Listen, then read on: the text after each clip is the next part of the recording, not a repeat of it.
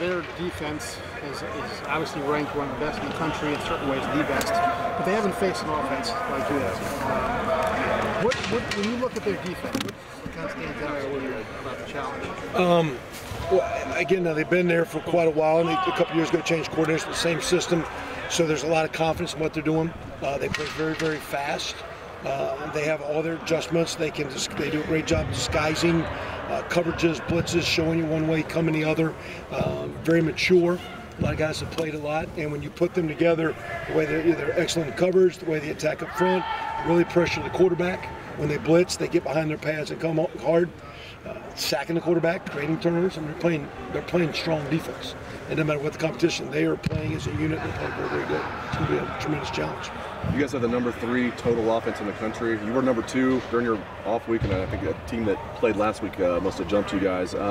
People keep saying that, but they haven't really played that good a competition. Are you looking forward to getting out there and playing a marquee game like this and proving it's not just about the competition? I mean, it's the next opponent, so I mean, you can sit there and skew numbers and make them look good, make them look better, and make them look worse. And you got to score points as much as anything. So it's total yards is one thing we have, but it's going to be a game where ball security, taking care of the quarterback, competing hard and playing hard for 4 quarters, finishing drives.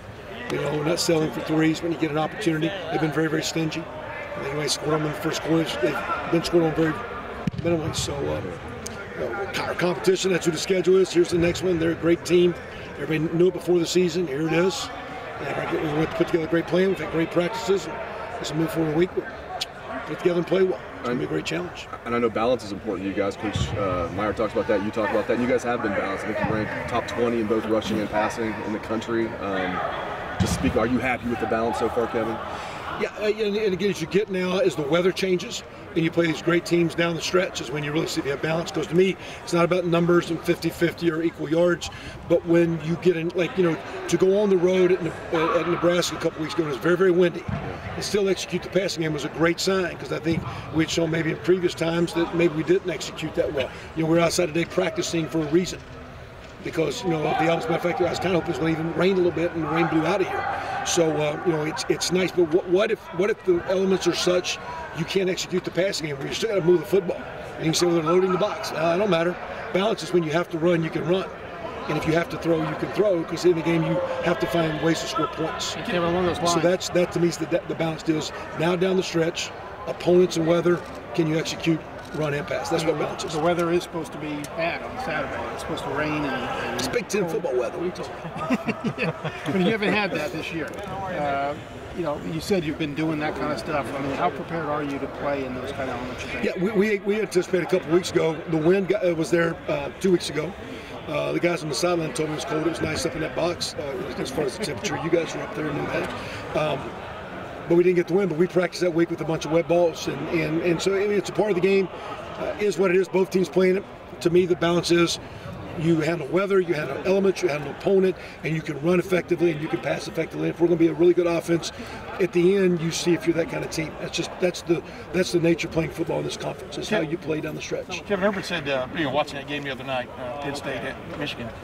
One thing that stood out about their defense, Penn State, they just come right at you. I mean, they get aggressively into the gaps, things like that. What do you see? What just jumps out at you about the way they approach? I think like several of the best teams in the country, when you watch them play, you feel it. You feel them. You feel their energy. You feel them. Really playing aggressive. And so it's one thing to watch a play and a guy, and they're playing good. But to me, you feel the way they play defense. They're a lot of fun. I think offensively, you can kind of feel us the way we play. So I think it's going to be a great game with a lot of emotion and guys going after each other, and the ability for both groups. And again, on both sides, both their offense, our defense, same deal. It's a great matchup, and it'll be interesting to see as the game unfolds how guys adjust and coaches adjust, and you're able to keep that momentum as you try to play the game. You talked the other day when we were talking to you about Rashad Berry, and he's kind of coming along and stuff. And can you see like in him, in Gesicki from Penn State, who I know you know about? Can you see their basketball background kind of coming through sometimes with their positioning, things like that? Maybe in the way they catch the ball, but what just jumps out at you about that? The way a big guy like that can get downfield and be athletic. Again, having watched Gesicki for years, you definitely see his ability to high point and the volleyball background I think he has in his background. Rashad the same way, but the point you make, I think, is if a kid has the skill set to play at this level and in the programs that are playing this Saturday, in high school you'd like to think that kid's good enough that he's going to play multiple sports. And to me, the really good offensive linemen play basketball or wrestle, and you can see them move and run track. So I think in this day and age of specialization, you go back and look in the NFL of how many guys play a couple sports. So the great athletes are very, very talented, very skilled, and you see basketball skill set. But moving forward, I'd like to keep seeing it. It bugs us in recruiting when I see a tight end that I'm recruiting not playing basketball. Yeah. And I like it when those guys play multiple sports. That's a credit to these kids. And yeah, you see their skill set, but I love those kids that play sports. Wouldn't I say, one of the ways you became famous was the way you used the tight end at Oklahoma. Used them at. What is the advantage you have if you have a pretty good tight end in college football? I mean, my big line is nobody covers the tight end consistently in college football. But what is the advantage that you have from an offensive standpoint if you have a couple of guys that can catch the ball in that spot? Yeah, I don't know if you say if they don't cover him as much as he can be a matchup problem. Right. And the kid you're talking about, like Marcus is really coming on, and you're talking about Rashad, really coming into his own, and the Penn State tight end Gesicki. What you've got is a guy that if they want to put it, because the kid can run so well cover, you got to put an athlete. Well, now you got to match up problem size. Yeah. You put a big guy who can match up size. A lot of times that guy can't cover, and that's the uniqueness of the kid you're talking about at Oklahoma. If they would go little, you do big type things, whether it be running game or passing game, and if they went small, or if they went big, you played the athletic deal, and that's where I appreciate the way Rashad's coming on. I really like the way Marcus Ball is coming on, because those are actually two very skilled athletes, and we got to keep using them. Are you a complete offense if you don't have a tight end that can do that for you? I've said, and again, my background is a line coach, but as we went to the spread, I've said for years, if the tight end plays well in the spread offense, it balances your team. And you can have the balance that we're talking about. Because if you don't have a tight end, you're either throwing it too much or you're running the quarterback too much. Because the tight end can handle some of those gaps and take the run threat of the I mean, you don't have to run the quarterback all the time. And, you watch some of the spread offenses that are option-oriented, you see a quarterback with a lot of carries. You see teams that spread out and throw it all over the yard. I really think the really great offenses and upper-level teams do both. And I think when you have a true tight end, it makes your offense complete. Kevin, Demetrius Knox look any different with a start under his belt, a little less wide-eyed or prepared or anything like that? Does one start make a big difference? Yeah, he's played in the past. I don't know if one start makes a bit, but he's playing with some confidence. He's practicing well. He's responded, played really well in that game. But it's like we're watching tape of him practice every day, and he's looking like a starter. And so that's because he played well that game, or it's just kind of coming into his own and got some good things going on. But he had a great week of practice leading into that Nebraska game.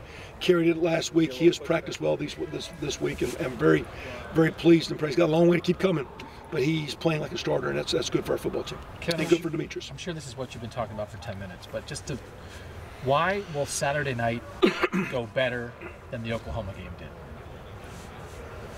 Well, we don't know yet, do we? That's why we're playing. But I'm sure you feel confident in your offense and in this team.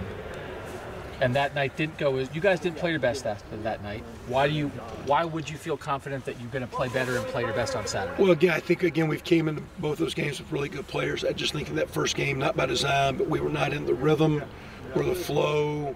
You didn't maybe prep and we're working hard, but maybe a little disjointed and getting things clean for offensive line and for a quarterback and for a team to play with cohesion. And right now, we got to work to keep doing it. A really good defensive team gets you out of cohesion. They get you behind chains, and they get you one-dimensional, and they get after your quarterback, etc. So our ability in these last 4 or 5 games has been the ability to just be more complete. We've practiced better.